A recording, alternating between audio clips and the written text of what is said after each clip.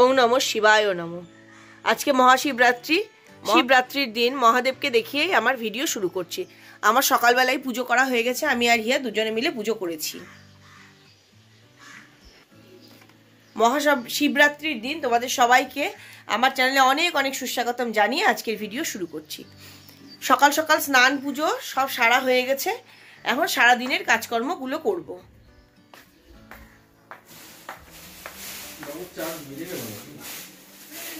কাজকর্মের মধ্যে প্রথমেই যেটা করে পুজো টুজো করে উঠে একটু সাবু ভিজিয়ে দিয়েছি। দুপুরবেলা সাবু মাখা খাবো। হিয়া কি খাবে জানি না, প্রতি বছর তো ও আজকের দিনেও একটু সেদ্ধ ভাত খায়, এবার বলছি সেদ্ধ ভাত খাবে না, একটুখানি সেদ্ধ ভাত করে দেবো। হ্যাঁ, বাজারে গেছি, আবার বাজার থেকে ঘুরে ফিরে বাড়িও চলে এসেছি। সুব্রাজার বার্থডে ছিল 15 ফেব্রুয়ারি, তো তখন তো পরীক্ষা ছিল জন্য যাওয়া হয়নি আমাদের। তো যাবো, তাই সুব্রাজার জন্য একটা জিনিস এনেছি। যখন সুব্রাজাদের বাড়িতে যাব দেব তখনই দেখাবো জিনিসটা, এখন আমি আগের থেকে দেখিয়ে দেবো না। আর আমার ঘাড়ে যেটা দেখিয়েছিলাম না, এই যে স্কিন ডিজিজটা, এই যে এটা ডাক্তার দেখালাম, ডাক্তারবাবু অ্যান্টিবায়োটিক দিলেন, অ্যালার্জির ওষুধ দিলেন, আর একটা লাগানোর জন্য অয়েনমেন্ট দিলেন। অ্যালার্জির ওষুধটা আগে খাই, না অ্যালার্জির নয়, অ্যান্টিবায়োটিকটা। অ্যান্টিবায়োটিকে 1 মাস খেতে হবে বলে দিয়েছেন। যখন এত ওষুধ দিলেন তখন বুঝলাম যে ঘোরতোর কিছুই হয়েছে। বললেন পুরো 1 মাস খেতে হবে। এটা 30টা খেতে হবে অ্যান্টিবায়োটিক, 30টা খেতে হবে অ্যালার্জির ওষুধ।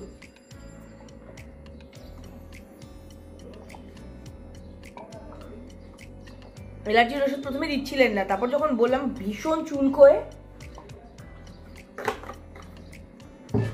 তখন দিলেন। আর এরকম কিছু হলে এলোপ্যাথি ডাক্তার তো একটা লাগানোর ওষুধ দেবেই, একটা লাগানোর ওষুধ দিয়েছেন, সেটাও লাগিয়ে দিই। আর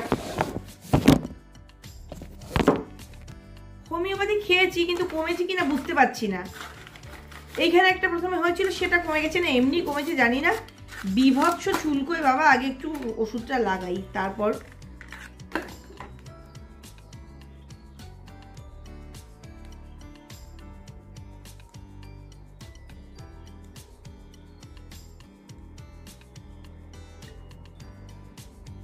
মাথা তো ফুটো হচ্ছে না। বড় নতুন ক্লিপ এনে দেওয়ার পর থেকে খালি সেই ক্লিপই লাগাচ্ছি। হিয়াও লাগিয়ে গেল একটা নতুন ক্লিপ।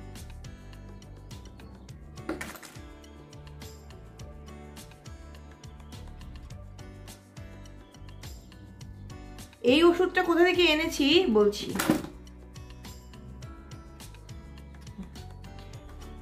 খাওয়ার ওষুধ যেগুলো, সেগুলো কিনেছি, কি সুন্দর গন্ধ, এমনি দোকান থেকে।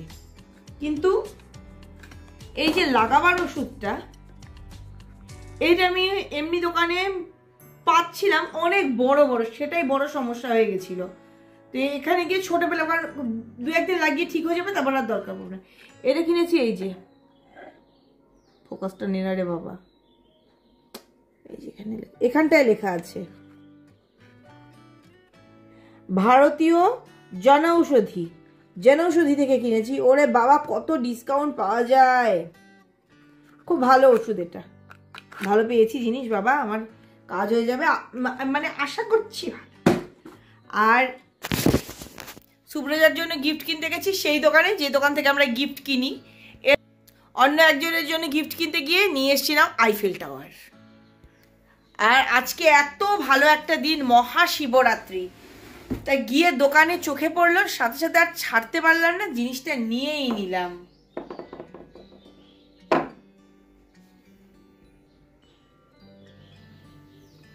আদিযোগী, অনেক দিনের একটা শখ ছিল, আদিযোগী কিনবো। কোয়েম্বাটুরে এই মূর্তিটা আছে, কবে যেতে পারবো, কবে দেখতে পারবো জানি না। ভীষণ শখ ছিল একটা আদিযোগী কেনার, কিনে নিয়ে এলাম।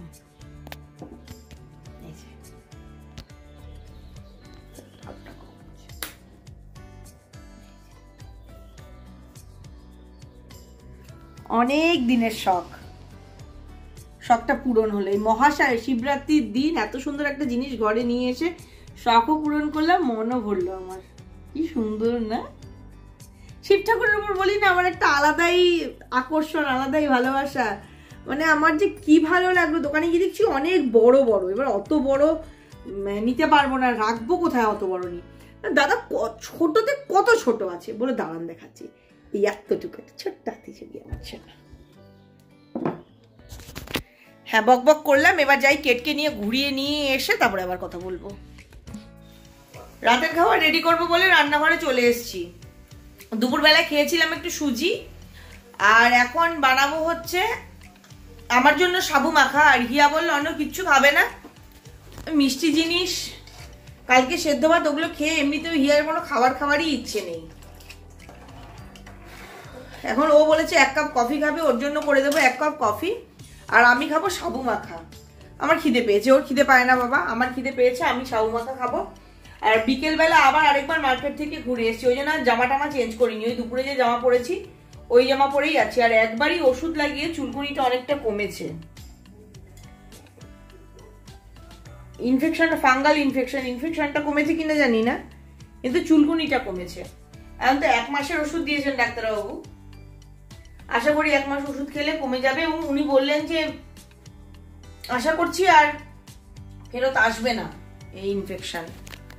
দেখা যাক। দুধ গরম হয়ে গেছে, আগে কফিটা বানিয়ে নিই। আর মার্কেটে গেছিলাম কেন, ওই যে টিস্যু পেপারের পেন্টিংটা যে বানিয়েছিলাম সেইটাকে বানানো শেষ হয়েছে কবে কোন কালে, ওটাকে আজকে বাঁধাতে দিয়ে এলাম। শিবরাত্রির দিন রাত্রে খাবারের জন্য বানিয়ে নিচ্ছি ইয়াম্মি ইয়াম্মি একটা সাবু মাখা।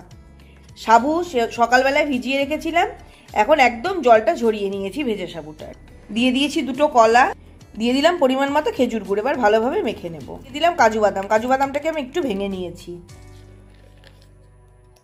দিয়ে দিলাম কয়েকটা কিশমিশ, দিয়ে দিলাম একটু কনডেন্সড মিল্ক, মিঠাই মেড, এসে দিয়ে দেবো খানিকটা দুধ। বেশি লিকুইড বানাবো না, তাই অল্প দুধ দিচ্ছি। এবার মিলিয়ে নেব।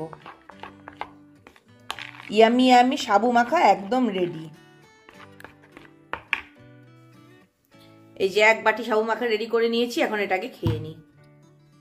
রাতের খাওয়া দাওয়া তো অনেকক্ষণ হয়ে গেছে বলেছি, বরেরও রাতের খাওয়া দাওয়া কমপ্লিট। এখন আমি খানিকক্ষণ বসে আঁকবো। আর হিয়া ওরে বাবারে নিমিষ্ট মনে চেষ্টা করে যাচ্ছে কুরুশ কাটা বোনার। কুরুশ কাটা কিনে দেওয়া হচ্ছিল না জন্য কেঁদে কেটে অস্থির, এই এনে দিয়েছি একটা কুরুশ কাটা। পাচ্ছিস? কি বানাচ্ছিস? পেট্রোল।